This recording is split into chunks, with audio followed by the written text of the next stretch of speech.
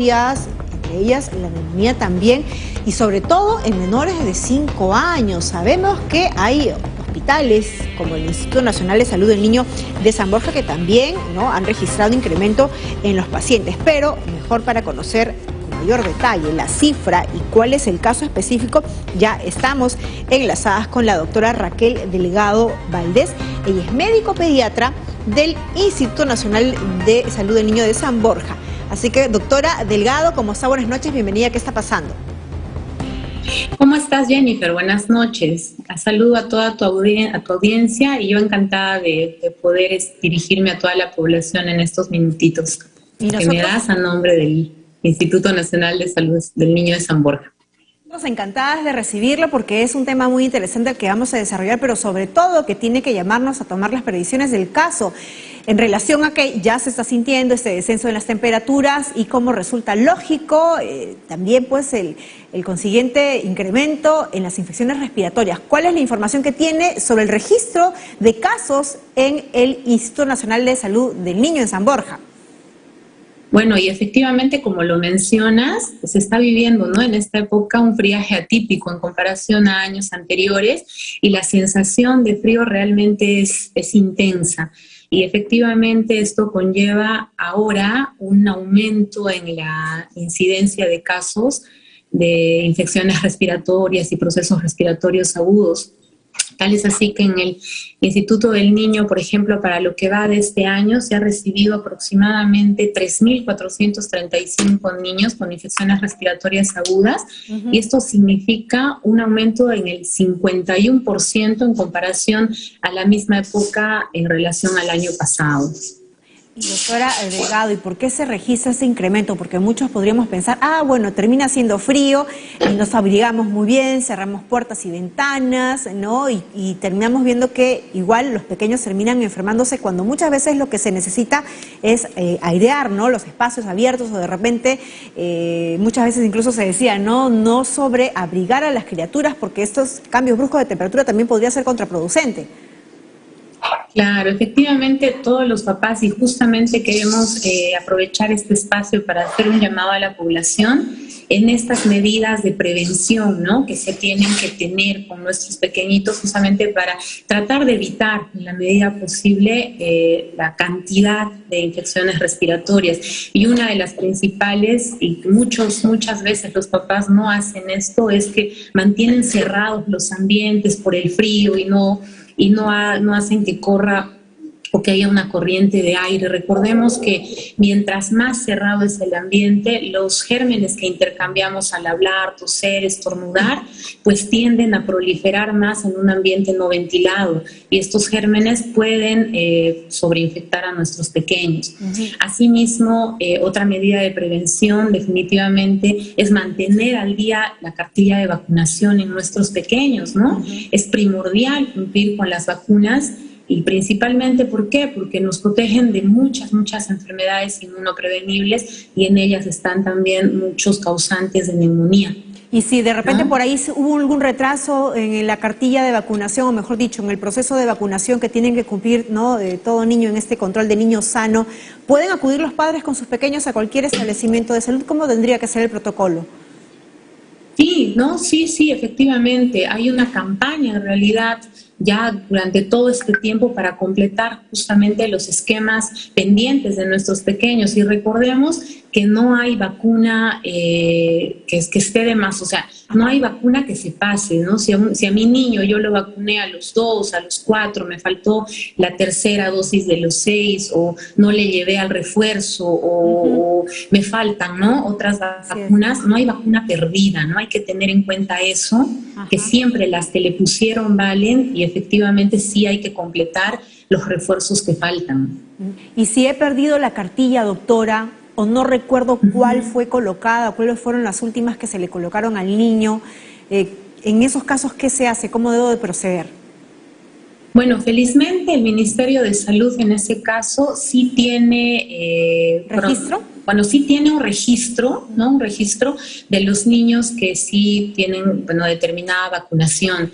En todo caso, ponte que fuese, no sé, un particular que no tuviera acceso a ese tipo de información, por la edad sí uno se puede orientar para ver qué vacuna le puede faltar, ¿no? Y en ese caso, bueno, ya será decisión del médico, del pediatra y en conjunto con la familia para poder aconsejar la mejor decisión de vacunación para los pequeños. Claro. Estoy hablando en caso de que no haya ningún antecedente de qué vacuna se puso, ¿no? Y doctora Delgado, esto es sumamente importante, sobre todo tomando en cuenta que tenemos una población migrante del extranjero, ¿no? Específicamente de Venezuela, que se ha ido incrementando con los meses y con los años, y muchos de estos niños que han llegado a nuestro país prácticamente pues han llegado con lo que tienen puesto o incluso dejando cosas y papeles importantes como estas, cartillas de vacunación, y de repente pues por ahí se tiene que homologar qué vacunas se colocan y qué no.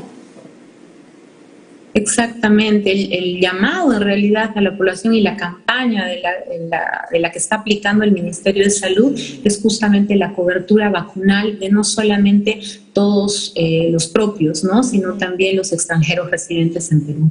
Es decir, la población, ¿no?, que vive en nuestro país, y eso es importante señalar. Exacto. Doctora, y a propósito, ¿cuáles son las afecciones respiratorias más frecuentes en esta temporada, ¿no? Desde lo más leve a lo que se puede complicar y poner incluso en riesgo la vida del pequeño. ¿No? Recordemos que más del 95% de casos presentados en nuestros pequeños, en los menores de 5 años, son de causa viral, ¿no? Así es que, ¿qué significa causa viral? Que son gérmenes que no tienen tratamiento específico. Esto lo tienen que tomar bien en cuenta los papás, porque a la aparición de moco, estornudo, tos, ¿no? Muchos piensan que con un antibiótico se les va a sanar, pero simplemente parte de un proceso de una infección respiratoria aguda, de un resfrío común.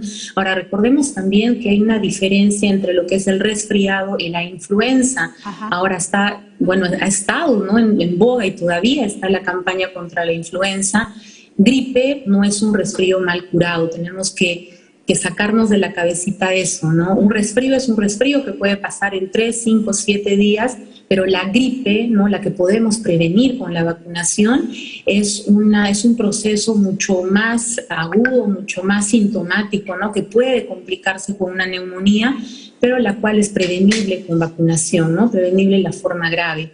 Ahora, me decías, todos los procesos, ¿cuáles son los procesos más frecuentes? Todos los respiratorios superiores van a la cabeza. Estamos hablando de faringitis, faringoamigdalitis, otitis, ¿no? Y estos a su vez, sí, en el grado, en alguna medida sí pueden complicarse y llegar a bronquitis, bronquiolitis y bueno, y hasta neumonías. Y sí se han estado reportando, sobre todo en las zonas frías de nuestro país, ¿no?, en la sierra, se han estado reportando casos de neumonía en comparación al año pasado muchísimo más, pero si nosotros comparamos la época prepandemia, o sea, del 2017-2019, sí se está reportando casos similares, o sea, la incidencia de casos similares a ese tiempo. ¿Y en qué casos, doctora, merita llevar al niño a un centro hospitalario o siquiera a un centro primario de atención? Bueno, está muy buena la pregunta. Recordemos que hay que estar vigilantes de los signos de alarma en nuestros niños y estos signos de alarma son una fiebre recurrente, muy persistente, que dure más de 3 a 4 días, que sea muy difícil de controlar. Otra es la respiración rápida, ¿no?, que puede estar asociada a hundimiento de costillas, ¿no?, que nosotros lo conocemos como tiraje subcostal, el ronquido de pecho, un sonido que nosotros llamamos estridor también, que puede acompañar estos procesos, malestar general. El estado del niño en general cuenta mucho, el que mientras más pequeñito sea, que esté menos activo, que no quiera lactar, ¿no? Ante estos signos de alarma sí es conveniente acudir a un centro de salud. Precisamente tenemos ahí información para que quede bien claro cuáles son los síntomas de la neumonía, porque si hablamos de estos casos, estos sí ameritarían, ¿no?, el llevar oportunamente y rápidamente al menor. Vamos a ver si lo podemos ver ahí en pantalla, síntomas de la neumonía, ¿no?, el moquito, tos, dificultad para respirar, como nos decía la doctora. Es más, lo estábamos viendo en imágenes, ¿no?, mientras usted lo graficaba, ¿no?, cómo se ve incluso el abdomen del pequeñito, ¿no?, cómo se hunde, cómo sale, decaimiento, ¿no?, el no tener apetito y fiebre. Y doctora, el tratamiento de la neumonía, ¿cuánto dura? ¿Cómo es el procedimiento? ¿Cuánto tiempo va a estar el pequeñito, ¿no?, con este padecimiento sin que origine mayor afectación a su salud? Bueno, realmente cuando hablamos de neumonía hay dos grandes grupos, ¿no? La neumonía viral y la neumonía bacteriana, pero valgan verdades, ambas comprometen mucho la salud del niño que lo padece. Llegar a una neumonía viral es un poquito más catastrófico, por así decirlo, porque recordemos que contra el virus no tenemos armas y solamente el tratamiento es de sostén y sintomático. Mucho depende la capacidad de respuesta inmune en los casos de neumonía viral de nuestros pequeños, pero el oxígeno, las medidas de sostén, la hidratación cuentan demasiado, y también la detección precoz, ¿no?, de la complicación. Ahora, si hablamos de neumonía bacteriana, pues contra una neumonía bacteriana sí tenemos armas y están los antibióticos. Y obviamente también va de la mano con la capacidad de respuesta inmune del pequeño.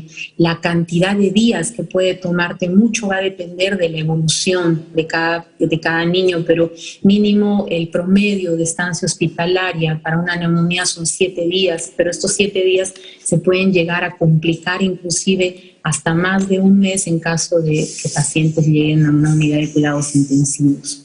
Pero en todo caso, ¿no?, una vigilancia oportuna, una buena alimentación desde pequeños, ¿no? Es más, a decir verdades, ¿no?, desde que la mujer está en este proceso de concebir, ¿no?, gestando, desde antes una mujer, ¿no?, que está incluso planificando tener familia, va a hacer que pueda tener incluso criaturas que tengan buen sistema inmunitario para hacerle frente en caso de que se produzcan enfermedades virales. Muchas gracias, doctora. Un gusto haber conversado con usted y que nos haya brindado tanta información.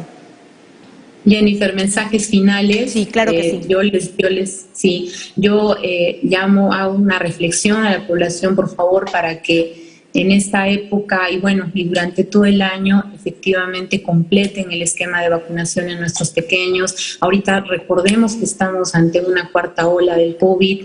Por favor, completen su esquema de vacunación, ya sea que le falte la segunda, la tercera, la cuarta. Hay vacunación disponible, la vacuna es efectiva, la vacuna es segura. Imagínense que actualmente, con toda la información que tenemos, efectivamente una prox, ¿no?, hablando globalmente, se han evitado más de 200 millones de muertes aproximadamente.